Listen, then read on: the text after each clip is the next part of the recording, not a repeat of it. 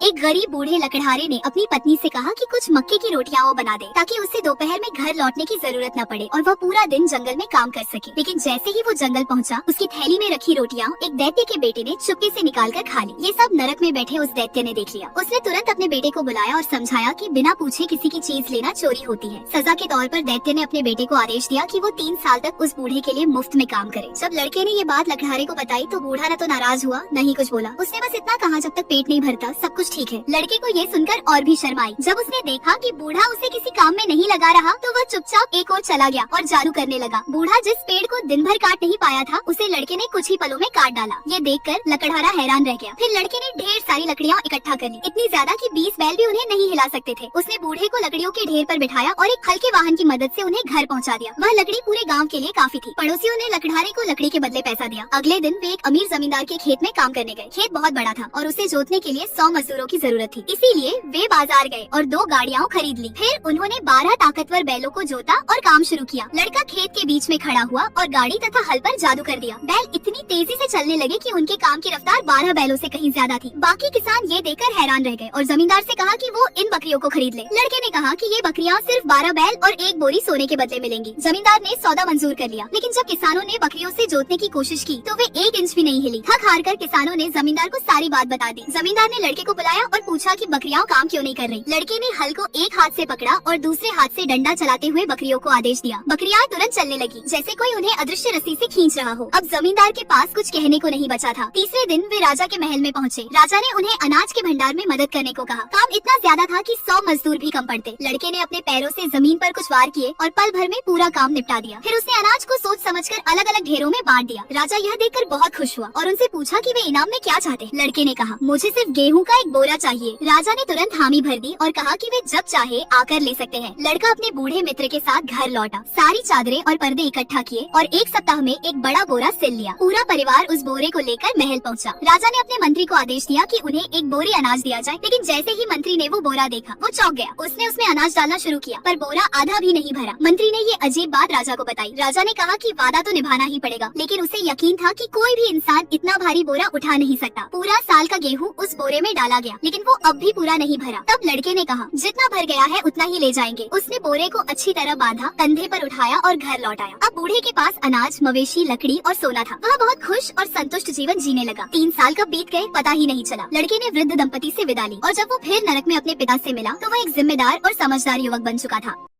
ऐसे और वीडियोस के लिए चैनल सब्सक्राइब करें।